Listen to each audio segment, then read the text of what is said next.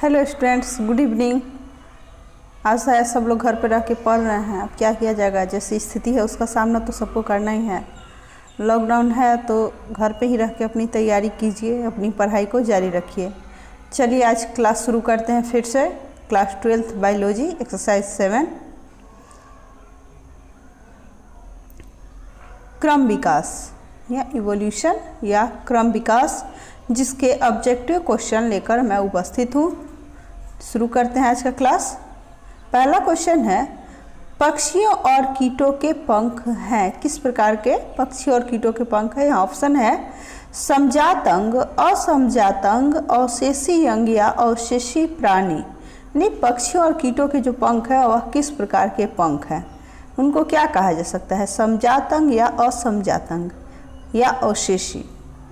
तो समजात उन अंगों को कहते हैं यानी जिनकी उत्पत्ति समान हो लेकिन कार्य भिन्न भिन्न हो। लेकिन यहाँ हम देखते हैं कि पक्षियों और कीटों के जो पंख हैं इनकी उत्पत्ति अलग अलग होती है। बल्कि पक्षियों का जो पंख है वह उनके हाथों की हड्डियों का रूपांतरण है और कीटों में उसके पंख जो हैं वह उसकी त्वचा से उभरते हैं। लेकिन दोनों का कार्य उड़ने का है, अतः इसका आंसर हो जाएगा असमजात अंग, क्योंकि इनकी क्या है, उत्पत्ति अलग अलग है जबकि कार्य जो है वो सेम है, एक जैसा है। इसलिए हम ऐसे पंखों को असमजात अंग कहते हैं। चलिए अगला क्वेश्चन देखा जाए। दूसरा क्वेश्चन है, एकिडना क्या है? एकिडना एक जंतु का नाम है, ये क्या है? विलुप्त करी, योजक करी, अवशेषी जीव या अवशेषी प्राणी। तो एकिडना यानी यह दो संघों में एक कड़ी का कार्य करता है, यानी मध्यम हम कह सकते हैं, जिसमें दोनों संघों के जो लक्षण है या गुण है वह पाए जाते हैं। तो एकिडना यहाँ योजक कड़ी है, यह जोड़ने का कार्य करता है। यानी इससे ये पता चलता है किसी भी संघ से जीव का विकास अगले संघ में किस प्रकार हुआ। चलिए अगला क्वेश्चन देखते हैं। तीसरा क्वेश्चन है, मनुष्य का अवशेषी अंग है। इनमें से कौन सा अंग मनुष्य का अवशेषी अंग है, यानी जिसका अब कोई कार्य शेष नहीं रह गया है? वो सिर्फ दिखावे के लिए कह सकते हैं, दिखावे के लिए है।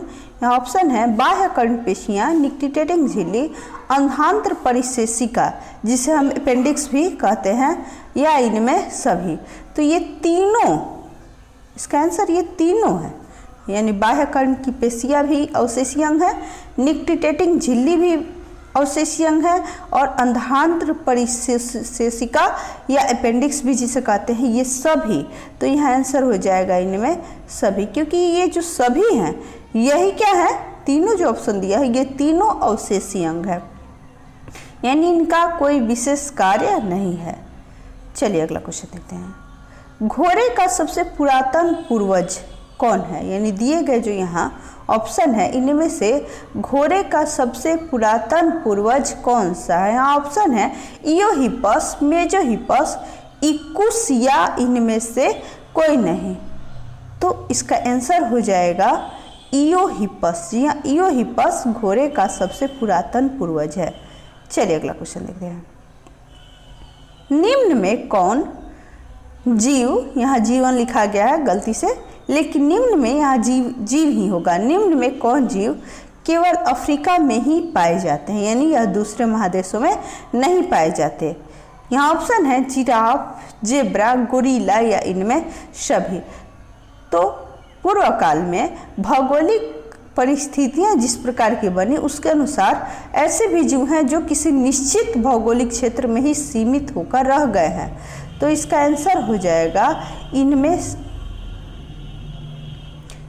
सभी। जी हाँ, ये तीनों, यानी जिराफ हो, जेब्रा हो या गोरिल्ला हो, ये सभी सिर्फ अफ्रीका महादेश में ही पाए जाते हैं। चलिए अगला क्वेश्चन देखते हैं। छठा क्वेश्चन है, निम्नलिखित में कौन एक फुफ्फुस मत्स्य है जो पश्चिम अफ्रीका में मिलता है?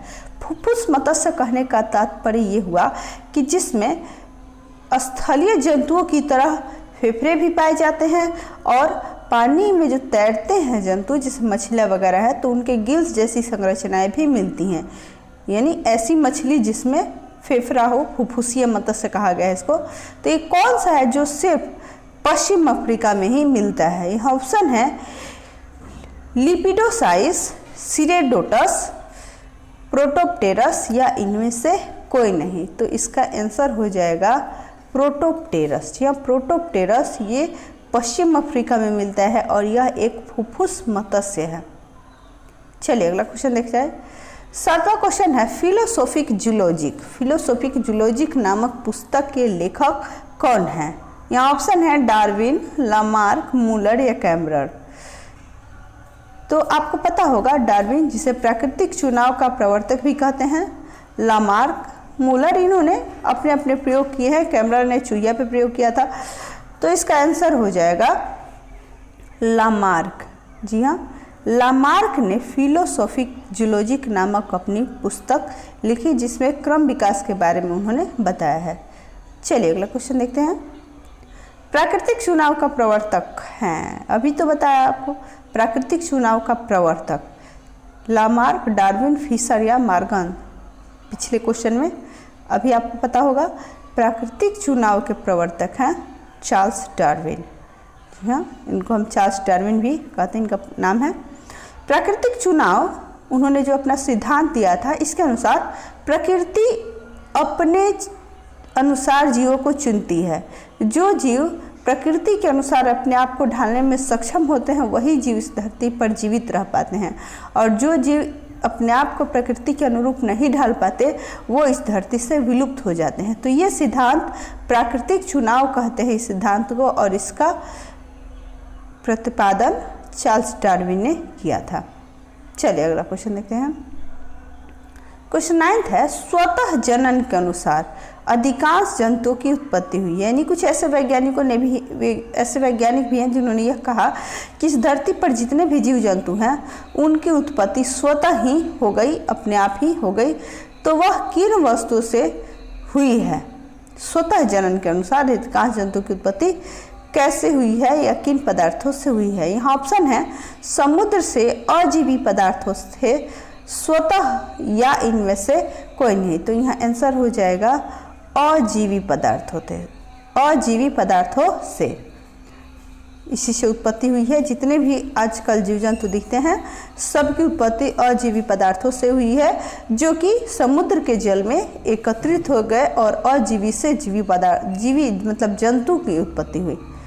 क्वेश्चन नंबर 10 है निम्नलिखित में कौन सी ऊर्जा अणु है? निम्नलिखित में कौन सी ऊर्जा अणु है?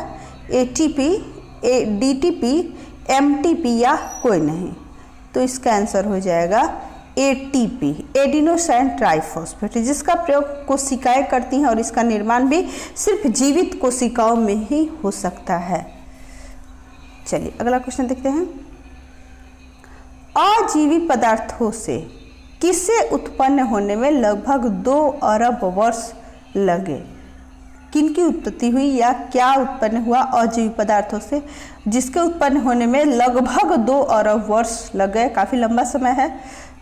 यहाँ ऑप्शन है पेड़ पौधे, जीव, दोनों या इनमें से कोई नहीं। तो इसका आंसर हो जाएगा जीव। जी हाँ, जीवों की उत्पत्ति अजीवी पदार्थों से हुई जिसके उत्पन्न होने में लगभग 2 अरब वर्ष लग गए। चलिए अगला क्वेश्चन देखते हैं। जो अंग समान कार्य दर्शाते हैं लेकिन जिनका उद्भव भिन्न होता है उसे क्या कहते हैं? यानी अभी शुरू में ही आपको बताया गया कि उत्पत्ति अगर अलग हो लेकिन कार्य समान हो, सॉरी गलती हो गया, यानी उत्पत्ति जिनका अलग अलग हुआ हो लेकिन कार्य समान हो उनको असमजात, और जिनकी उत्पत्ति समान हो लेकिन कार्य भिन्न भिन्न हो उनको असमजात अंग कहते हैं। तो यहाँ क्वेश्चन है कि जो अंग समान कार्य दर्शाते हैं लेकिन जिनका उद्भव भिन्न भिन्न हुआ हो उसको हम क्या कहते हैं? तो यहाँ आंसर हो जाएगा हमारा असमजात अंग। जी हाँ, असमजात अंग। चलिए अगला क्वेश्चन देखते हैं। प्रमस्तिष्क किसका केंद्र है? प्रमस्तिष्क क्वेश्चन है। प्रमस्तिष्क मस्तिष्क का ही एक भाग है। प्रमस्तिष्क ये किसका केंद्र है? ऑप्शन है चेतना का, इच्छा शक्ति का, दोनों का, या इनमें से किसी का नहीं, या कोई नहीं। तो यहाँ आंसर हो जाएगा इच्छा शक्ति। दूसरा ऑप्शन इच्छा शक्ति, प्रमस्तिष्क इच्छा शक्ति का केंद्र है। चलिए अगला क्वेश्चन देखा जाए। प्रोटोप्टेरस एक करी है। प्रोटोप्टेरस फुफ्फुसिया मत्स्य जिसके बारे में बताया गया, जो सिर्फ पश्चिम अफ्रीका में पाया जाता है, ये क्या है? तो यहाँ आंसर हो जाएगा इसका योजक कड़ी। एक योजक कड़ी का कार्य करता है ये, या इसे योजक कड़ी भी कह सकते हैं। सर्पों का दाहिना फुफ्फुस किस प्रकार का अंग है? सर्पों का, जो सांप हम लोग देखते हैं, उसका दाहिना फुफ्फुस किस प्रकार का अंग है? यहाँ ऑप्शन है बेकार अंग, अवशेषी अंग, समजात अंग, या सभी। तो इसका भी आंसर हो जाएगा अवशेषी अंग, ऑप्शन नंबर बी। जी हाँ, अवशेषी अंग है। सर्प का जो दाहिना फुफ्फुस होता है, इसका उसके लिए कोई उपयोग नहीं होता है, और यह एक बेकार अंग है। चलिए अगला क्वेश्चन लेते हैं। 16वां क्वेश्चन है, सबसे पहले कौन जीवाश्म के रूप में पाए गए थे? यानी सबसे पहले जीवाश्म के रूप में क्या पाए गए थे? यहाँ ऑप्शन है मनुष्य के अंग, चिंपैंजी, मूंगा, या इनमें से कोई नहीं। तो सबसे पहले जीवाश्म के रूप में मूंगा पाए गए थे। मूंगा मोती हम कहते हैं। मूंगा एक प्रकार का समुद्री जंतु है, समुद्र में पाए जाने वाला जंतु। ये सबसे पहले जीवाश्म के रूप में पाया गया था। चलिए अगला क्वेश्चन देखते हैं। शुतुरमुर्ग कहाँ पाए जाते हैं? शुतुरमुर्ग सबसे बड़ा पक्षी हम कह सकते हैं, और शुतुरमुर्ग का अंडा सबसे बड़ी कोशिका। तो शुतुरमुर्ग कहाँ पाए जाते हैं? भारत और अमेरिका में, अरब और अफ्रीका में, चीन और जापान में, या इनमें से कोई नहीं। कोई ऑप्शन नहीं होगा, तो इसका आंसर हो जाएगा, पूछ रहा है कहाँ पाए जाते हैं, तो ये सिर्फ अरब और अफ्रीका में पाए जाते हैं। जी हाँ, अरब और अफ्रीका में। चलिए अगला क्वेश्चन देखते हैं। जावा में पाए जाने वाले जीवाश्म को क्या कहा जाता है? जावा जगह का नाम है, तो वहाँ जो जीवाश्म पाए जाते हैं उनको क्या कहते हैं? होमो इरेक्टस, जावा, या कोई नहीं। तो इसका आंसर हो जाएगा इरेक्टस। जी हाँ, जावा में पाए जाने वाले जो जीवाश्म होते हैं उनको इरेक्टस कहते हैं। चलिए अगला क्वेश्चन देखा जाए। आधुनिक मानव का वैज्ञानिक नाम क्या है? आधुनिक मानव जो अभी जितने भी हम लोग जंतु मतलब जो मनुष्य हैं उसे कह सकते हैं, तो इनका वैज्ञानिक नाम क्या है? यहाँ ऑप्शन है होमो वैशिली, होमो सैपियंस, होमो इरेक्टस, या कोई नहीं। तो इसका आंसर हो जाएगा होमो सैपियंस। जो दूसरा ऑप्शन है वही होगा होमो सैपियंस।